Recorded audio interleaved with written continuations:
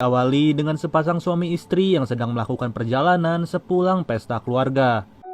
Saat ini, perjalanan pulang ke rumah mereka tidaklah semulus saat mereka pergi. Dikarenakan si suami yang bernama David tidak ingin lewat jalan tol dan memaksa lewat jalan pintas. Di tengah perjalanan, David terkejut dengan seekor rakun yang berada di tengah jalan. Ia berusaha untuk tidak menabrak hewan itu sebisa mungkin, yang dimana Ami jadi terbangun dari tidurnya. Berjam-jam di perjalanan membuat David dan Ami semakin ngantuk dan tidak tahu sebenarnya mereka akan menuju kemana. Dari dalam mobil juga terdengar suara mesin mobil mereka memberikan tanda-tanda ingin mogok. Wajar saja, mereka tidak pernah melintasi jalan ini sebelumnya dan hanya menghabiskan waktu tanpa tujuan. Bahkan untuk menuntun jalan, mereka hanya menggunakan sebuah peta yang dibawa di dalam mobil. Lebih parahnya lagi, David sengaja membawa mereka melintasi jalan biasa agar perjalanan menjadi lebih lama dan David bisa ngobrol dengan istrinya yang meminta cerai. Tidak lama kemudian, mereka melihat sebuah bangunan dan pom bensin yang terdapat di pinggir jalan. David pun mampir ke pom bensin itu agar mesin mobilnya bisa diperbaiki untuk sementara. Tapi, tidak ada seorang pun yang terlihat di tempat itu.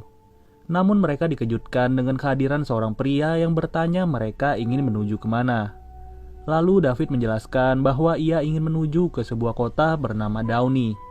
Tapi sepertinya mesin mobil David mulai rusak dan harus diperbaiki.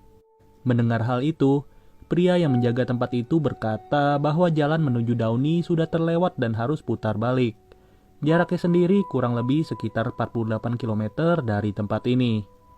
Dengan jarak sejauh itu, pria penjaga pom menawarkan untuk memeriksa mesin mobil David agar ia bisa sampai di tujuan tanpa kendala. Setelah selesai diperiksa, mesin mobil David pun tidak bersuara lagi dan berfungsi seperti biasa. David juga bertanya kepada pria itu untuk memberitahu jalan mana yang akan membawa mereka ke jalan tol. Pria itu pun berbaik hati dan menjelaskannya secara detail satu persatu. David yang tidak enak pun memberikan uang sejumlah $20 sebagai ucapan terima kasih. Kemudian, David dan Ami kembali melanjutkan perjalanan sesuai instruksi dari pria penjaga pom. Tapi anehnya, setelah diperbaiki mobil David malah ngadat-ngadat dan mogok secara tiba-tiba. Mau gak mau mereka harus menepi dan meninggalkan mobilnya dengan berjalan kaki ke pom bensin yang mereka datangi tadi. Saat sampai, ternyata pom bensin dan bengkelnya sudah tutup karena terlalu malam. Ami pun memberikan saran mendingan mereka balik aja ke mobil dan tidur di dalamnya sampai pagi. Namun, David tetap bersikeras untuk mencari pria penjaga pom tadi. Kebetulan di sebelah pom bensin itu terdapat sebuah hotel yang masih buka 24 jam. Mereka masuk ke dalam hotel itu dan mendengar suara teriakan wanita yang begitu keras. Ami yang semakin curiga dengan tempat ini memaksa David untuk balik saja. Tapi David malah bandel dan terlanjur menekan bel di tempat reservasi. Tidak lama dari itu, terlihat seorang pria berkacamata yang berprofesi sebagai manajer hotel.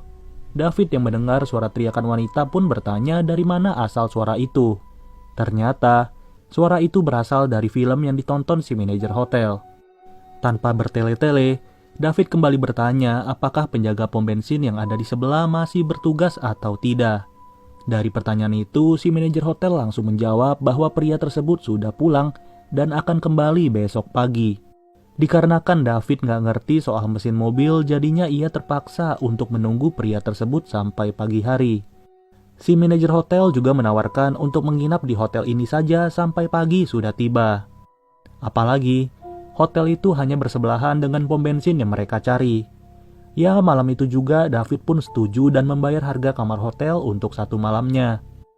Setelah selesai, David dipersilahkan untuk check-in di kamar nomor 4. Sampai sejauh ini semuanya berjalan lancar dan tidak ada yang mencurigakan sama sekali. Kamar hotel yang akan ditempati oleh David dan Ami memanglah terlihat sangat luas. Namun, kamar hotel ini terlihat sudah tua dan minim perawatan sama sekali. Air kerannya saja mengeluarkan tanah dan berwarna kecoklatan. Tapi ya mau gimana lagi, namanya juga menginap karena terpaksa dengan keadaan. Selimut di kamar itu juga sudah berdebu dan kusam seperti tidak dicuci sedikit pun. Perjalanan yang begitu melelahkan membuat Ami dan David tidak sabar untuk beristirahat. Nggak lama dari itu, Telepon di kamar hotel itu berbunyi secara tiba-tiba.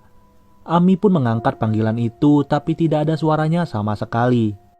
Pintu kamar hotel mereka juga digedor-gedor entah oleh siapa malam-malam begini. David yang penasaran pun memeriksa kondisi luar, tapi tidak ada siapapun yang terlihat. Telepon di kamar itu juga kembali berbunyi, tapi tetap saja tidak ada suaranya. Pintu kamar mereka terus digedor-gedor, begitu juga pintu yang terhubung dengan kamar nomor 3. Dalam kondisi lelah dan juga penasaran, David pun emosi dengan suara-suara yang mengganggu mereka. Bukannya makin mendingan, David dan Amy malah terus diganggu tanpa alasan sama sekali. David menyuruh orang yang berada di dalam kamar untuk keluar dan selesaikan semua masalah dengan David. Tapi anehnya, giliran disamperin malah tidak ada suara yang terdengar. Lalu David pun berjalan menuju ke meja reservasi untuk mengadu kepada manajer hotel. David berkata bahwa ada customer lain yang mengganggu mereka sejak awal masuk. Ia meminta agar manajer hotel itu mau memeriksanya dan menegur orang di kamar nomor 3. Tapi masalahnya, manajer hotel itu berkata bahwa malam ini hanya ada David dan Amy yang menginap di hotelnya. Pada akhirnya David menyuruh manajer itu untuk memeriksa dan membawa pistol yang berada di atas pintu.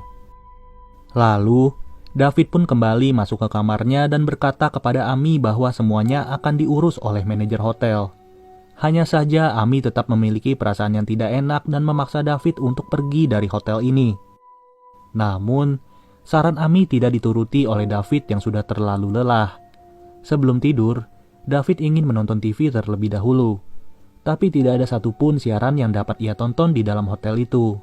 Bagaimana bisa hotel dengan kamar sebesar ini, tapi siaran TV-nya tidak jernih sama sekali? David yang bosan pun mengambil sebuah kaset yang ada di atas TV tersebut dan memutarnya saat itu juga. Awalnya David mengira bahwa video di kaset itu adalah sebuah film biasa, yang dimana dari tampilan video itu terlihat beberapa orang disiksa secara sadis.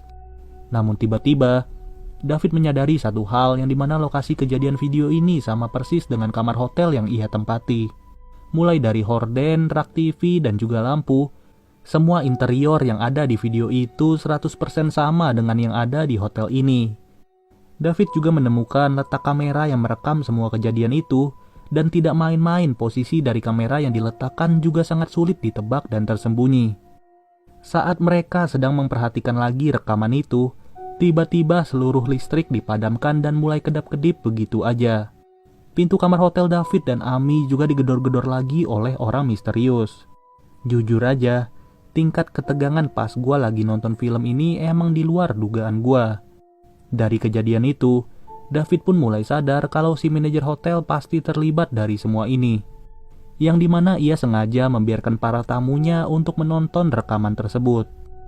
Lebih sialnya lagi, satu-satunya jendela kamar mandi ternyata sudah dipaku entah oleh siapa. David langsung membuat rencana untuk kabur dari hotel itu dengan mematikan lampu terlebih dahulu. Saat mereka mencoba kabur, dari depan muncul dua psikopat sekaligus yang mengejar David dan juga Amy. Saat itu juga satu-satunya handphone yang dimiliki Amy malah terjatuh di halaman depan. Untung saja, mereka berhasil berlindung di dalam kamar itu. Amy yang disuruh untuk membuka jendela kamar mandi tetap saja diketahui oleh psikopat misterius. Beberapa saat kemudian, situasi menjadi sunyi secara mendadak dan David berencana untuk pergi ke telepon umum. Kebetulan, letak telepon umum itu berada di halaman hotel tersebut. Dengan nekatnya, David mencoba untuk mengendap-endap agar tidak diketahui oleh dua orang psikopat. Nggak mau buang-buang waktu, David langsung menelpon 911 dan berkata sedang dalam keadaan darurat. Namun ternyata sambungan telepon umum itu juga disetel agar mengarah ke telepon hotel. Alhasil, pihak yang mengaku sebagai 911 adalah si manajer hotel. Seketika itu juga David ingin ditabrak oleh kedua psikopat itu menggunakan mobil. Ia terus dikejar oleh mobil itu dan untungnya berhasil masuk ke dalam kamarnya. Dari kejadian ini bisa disimpulkan para psikopat itu ingin agar David dan Amy tetap berada di dalam kamar. Apabila mereka berada di luar kamar, maka segala aktivitasnya tidak bisa terekam oleh kamera tersembunyi. Ternyata mereka sedang dipantau oleh kamera yang terhubung ke ruangan manajer hotel. Segala rekaman yang ada di dalam kaset merupakan perbuatan manajer hotel yang senang menyaksikan penyiksaan. Lalu, David yang sedang mencari jalan keluar di kamar mandi secara tidak sengaja mendengar suara papan kayu berada di bawah keset. Setelah diintip, ternyata di bawah keset tersebut terdapat sebuah jalan rahasia. David yang ingin mengajak Amy masuk ke dalam lubang itu malah melihat Amy yang sedang mengintip dari jendela. Di halaman hotel terlihat sebuah truk yang datang malam-malam begini. Mereka mengira itu adalah seorang tamu yang ingin menginap di hotel itu. Maka dari itu, David dan Amy mencoba untuk minta tolong. Saat pria itu berjalan ke kamar mereka, dari belakang muncul dua psikopat yang sudah menunggu. Saat itu juga David dan Amy bersikeras untuk memberitahu pria itu bahwa ada psikopat yang mengejarnya. Namun ternyata, pria yang datang dengan truk itu sudah kenal dengan si manajer hotel. Satu dus kaset yang berisi rekaman penyiksaan malah diberikan kepada supir truk itu. Dari sini, gue berpikir bahwa si manajer hotel memperjualbelikan rekaman sadis untuk mendapatkan uang. Apalagi rekaman-rekaman yang dibuat oleh manajer hotel bukanlah rekaman rekayasa. Merasa diberi harapan palsu, David dan Amy langsung masuk ke lubang yang baru saja David temukan. Mereka terus menyusuri lorong itu yang dipenuhi dengan belokan ke berbagai arah. Dengan feeling yang begitu kuat, David menuntun Amy untuk tetap mengikutinya. Kemudian, mereka secara tidak sengaja sudah tiba di ruangan si manajer hotel. Terlihat jelas di ruangan itu banyak sekali monitor dari kamera tersembunyi di berbagai kamar. Mereka berencana untuk mencari sesuatu yang mereka bisa gunakan di ruangan itu. Amy menemukan sebuah telepon yang tersambung dengan jaringan umum. Ketika itu juga Amy langsung menelpon 911 tapi belum sempat memberitahu alamat sama sekali. Mereka dikejutkan dengan kehadiran si manajer hotel yang datang secara tiba-tiba bersama psikopat. Sialnya, sambungan telepon 911 masih terhubung dan membuat manajer hotel itu sadar bahwa David dan Amy sudah sampai ke sini. Saat itu juga, psikopat yang berada di hotel langsung disuruh untuk mencari mereka berdua. David dan Amy yang masih berada di lorong mencoba untuk menghindari kejaran psikopat. Salah satu psikopat juga sengaja masuk melalui kamar mandi di kamar nomor 4. Di sisi lain, psikopat-psikopat itu terus mencari dan tidak menemukan David yang kabur bersama Amy. Malahan, Amy dan David menemukan sebuah ruangan yang merupakan ruangan gudang. Tidak mau beresiko, David langsung menutup celah masuk yang ada di ruangan itu dengan menggunakan sebuah lemari. Singkat cerita, terlihat ada mobil polisi yang menghampiri hotel tersebut. Pada awalnya David dan Amy tidak percaya dengan kehadiran polisi di hotel itu. Namun, Amy berkata bisa saja 911 melacak alamat dari sambungan telepon yang terhubung sebelumnya. Dan memang benar, polisi itu meminta izin untuk melihat-lihat seluruh ruangan yang ada di hotel itu. Ia juga sengaja dibiarkan masuk ke salah satu kamar yang lebih tepatnya kamar bernomor 3. Di sisi lain, David dan Amy dikejutkan dengan psikopat yang mencoba masuk ke gudang tersebut. Polisi itu juga sengaja dibiarkan untuk menonton rekaman sadis yang sudah terjadi. Tidak perlu waktu lama, polisi itu sadar bahwa semua kejadian yang terjadi memang berasal dari tempat ini. Saat itu juga ia pun mengeluarkan pistol sambil mencari si manajer hotel yang sudah kabur. Sedangkan David dan Amy yang berada di gudang langsung menyusul polisi tersebut. Mereka berteriak bahwa mereka merupakan korban dan polisi itu langsung mengajak mereka masuk ke dalam mobil. Mereka bertiga mencoba kabur dari tempat itu, tapi sialnya sambungan mesin mobil sudah diputus oleh si manajer hotel.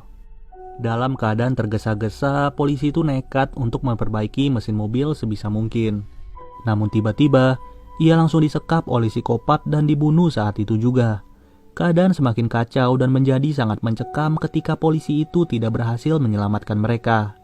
Mereka juga selalu dikejar oleh kedua psikopat yang enggak jelas berasal dari mana. David yang berada dalam keadaan panik langsung memecahkan jendela kamar mandi. David juga menemukan tempat bersembunyi di atas plafon dan dari temuannya itu David memiliki rencana untuk kabur. Ia sengaja merobek sedikit pakaian Amy untuk dicantolkan ke kaca yang sudah pecah. Dengan tujuan agar para psikopat mengira Amy sudah berhasil kabur dari hotel ini. Padahal Amy disuruh David bersembunyi di atas plafon, sedangkan David akan mencoba untuk mengambil senjata di ruangan reservasi. Saat David membuka pintu, ia langsung ditusuk oleh psikopat yang sudah menunggu. Amy hanya bisa melihat dari atas plafon sambil menahan suara tangisannya. David yang perutnya sudah terluka hanya bisa merangkak dengan harapan agar ia tidak ditusuk lagi. Si manajer hotel yang ngeselin itu malah merekam ekspresi David yang lagi menahan sakit. Bisa gua bilang, ini adalah definisi sesungguhnya dari bersenang-senang di atas penderitaan orang lain. Ketika si manajer hotel masuk ke kamar mandi, ia melihat robekan baju Ami dan menyuruh kedua psikopatnya untuk mencari keluar. Berkat ide cemerlang yang dimiliki oleh David, Ami berhasil bertahan sampai pagi hari tiba. Ia pun langsung turun dari plafon itu sambil menghampiri David. Tanpa disadari, psikopat ternyata sudah menunggu dan berada di belakang Ami. Ami langsung berlari ke halaman hotel dan melihat mobil psikopat yang terparkir di belakang pohon. Namun, psikopat yang mengejarnya langsung melompat ke atas mobil dan memecahkan kaca sunroof. Ketika itu juga, Ami yang sedang menyetir mobil malah membabi buta dan menabrakkan mobil itu ke bangunan hotel. Untung saja di depan mobil itu terdapat psikopat lainnya. Alhasil, tabrakan maut tidak terhindarkan dan kedua psikopat langsung tewas di hotel itu. Lebih mengejutkannya lagi, salah satu psikopat itu adalah seorang pria yang membantu David saat memeriksa mesin mobilnya. Kini, Ami berhadapan dengan si manajer hotel yang merupakan dalang dari ini semua. Ami bersembunyi di dalam ruangan manajer hotel dan mencoba mengambil pistol yang berada di atas pintu. Saat ia ingin mengambil pistol itu, dari belakang si manajer hotel langsung mencekek leher Ami dengan kabel telepon. Mereka pun bergelut satu sama lain untuk membuktikan siapa yang akan mati. Ami yang ditonjok-tonjok sama si manajer hotel mulai lemas saat itu juga. Karena udah gak tahan lagi, Ami langsung menendang burung manajer hotel itu sampai ngenyut. Dalam kesempatan itu, Ami mencoba mengambil pistol yang terjatuh tapi tetap saja dihalangi oleh si manajer. Bodohnya, manajer itu melempar Ami ke arah pistol yang jatuh dan seketika itu juga Ami menembak dirinya sebanyak 3 kali. Ami yang berhasil selamat pun langsung menghampiri suaminya yang tergeletak. Tapi hebatnya, David masih sadarkan diri walaupun dalam keadaan yang sangat lemas. Ami yang melihat David sekarat langsung mencari handphone di kantong manajer hotel dan menghubungi 911. Pada akhirnya Ami pun berhasil memberitahu posisinya secara detail dan tinggal menunggu kedatangan pihak berwajib. Ya, pada intinya kalau kalian mau menginap di suatu tempat, pastikan dulu tempat itu aman ya guys. Semoga penjelasan gua dari alur cerita film Vacancy bisa kalian mengerti ya. Sampai ketemu lagi di video berikutnya, gua Nandi cabut dulu. Dadah.